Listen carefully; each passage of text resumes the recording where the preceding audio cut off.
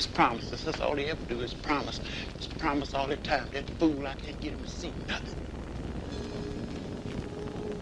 There's some strange shit going on in this house, and I know damn well it is.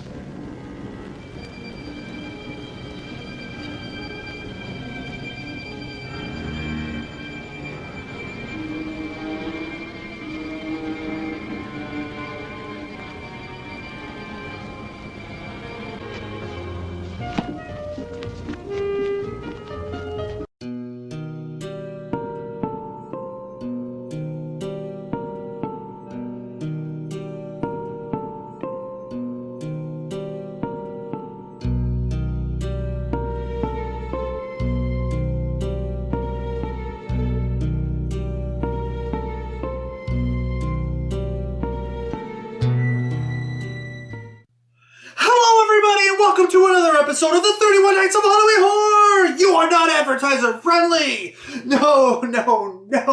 Episode number 28. We are almost there to the frightful finish, the height of the demonification.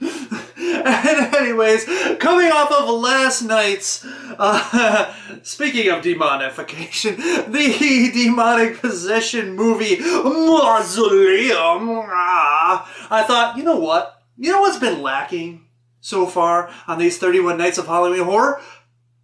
Sci-fi horror, yes, science fiction horror.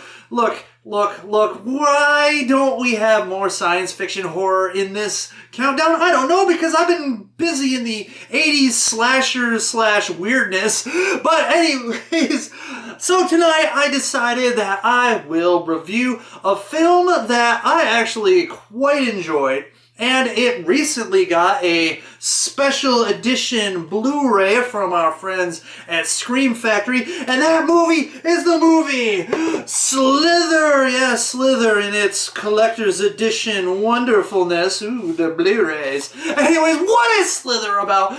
Well, a meteorite crashes into Earth containing a slug-like being. And when one of the locals of this small town comes across it, he gets, I guess, harpooned or whatever. Anyways, it shoots a little thing into him and he becomes infected, and he has now the overwhelming urge to not only eat flesh, but also to breed. He basically finds himself a woman and pumps her full of all prego shit, and well then she gets pretty huge and explodes out into these little slimy slugs that, well, seek to go into your mouth and control your mind. Yeah, so not only is it like an alien invasion type movie, but it's also body snatcher basically type of movie, brain control. And I love me some mind control. Anyways, so it's up to the local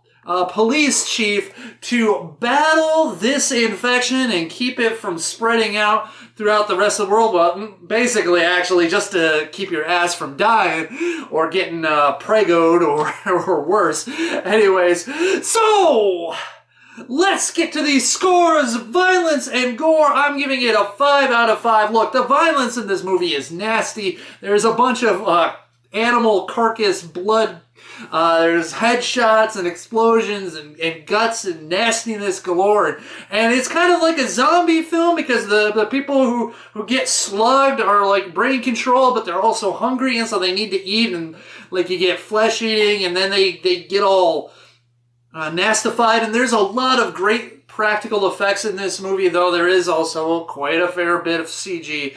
But the practical effects in this movie are great, wonderful, and it's disgusting, and so, very gory. 5 out of 5. Shock value, 3 out of 5. Look, just the nastiness in this movie, and there are a couple decent jump scares.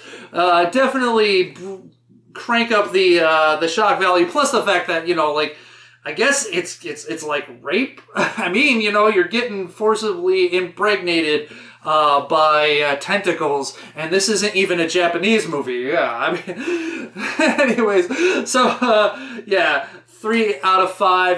Plot, I am giving this a 3 out of 5. Look, it's definitely your basic I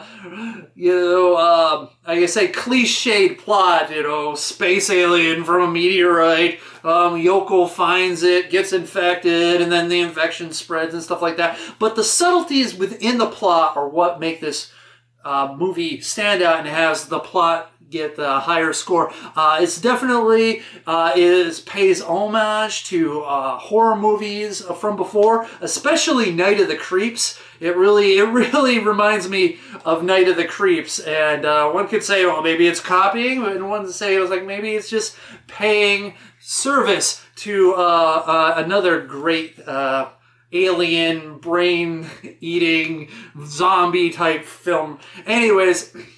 But the characters are wonderfully well written. They have a lot of character, but they breathe. They feel. There is nothing like too one-dimensional about them, and they feel real, and they work well together, and they play off of each other so well. And it's such a joy watching the film, and so I'm giving it a 3 out of 5 for the plot. Acting. 4 out of 5. Look, the performances are really good through this movie. Yes, there is a bit of hamminess going on. I mean, the guy who plays the mayor, maybe a bit too over the top in the asshole department, but he definitely nails asshole. But the lines and the delivery, I mean, this movie is pretty funny. There is some great comical moments, and the lines just fly fast and furious. I mean, this is written and directed by the guy who co-wrote and directed Guardians of the Galaxy Volume 1 and 2. So, if you got that kind of humor, it's running throughout this film also. And so you kind of get his humor. You see where his humor is coming from when you're watching this movie. Anyways, so... very, very enjoyable. Great job. 4 out of 5. Nudity, 0.25 out of 5. Very brief nipple shot in the bathtub when the girl's getting attacked by the slug monster, slimy things, whatever. Anyways, so, I mean, nothing too much. But, hey, you still got some points because of the nipple. So, anyways, so 0.25 out of 5. Enjoyment factor, 4 out of 5. Look, this is just a fun movie. It's gross. It's disgusting. It's got some scares. It has some actually pretty good tension toward the end. And it just has moments where you're just like, oh, man, that's awesome. It just has moments of awesomeness with comedy, and great relatable characters and characters that you gotta care about and characters, even if there isn't like a lot of storyline to develop them. I think the way that they handle the situations definitely humanizes them, especially with the way they write the script and the dialogue, and does a good job of putting you in this situation and caring about the outcome for these people. So, and definitely, like I said, love the gore, love the grossness, love the mind control, and it's a pretty fun movie and very satisfying at the end. So 4 out of 5, and my overall impression is a 4 out of 5. I mean, it's got its flaws. It's definitely very cliche, but I think that it's very heavily influenced by some of the genre movies before it, especially Night of the Creeps. And Night of the Creeps is a movie that I really like too, so I definitely will give it bonus points for paying homage and gleaming inspiration from that movie. There's worse movies to get inspiration from, but yeah, I mean, very solid, very entertaining.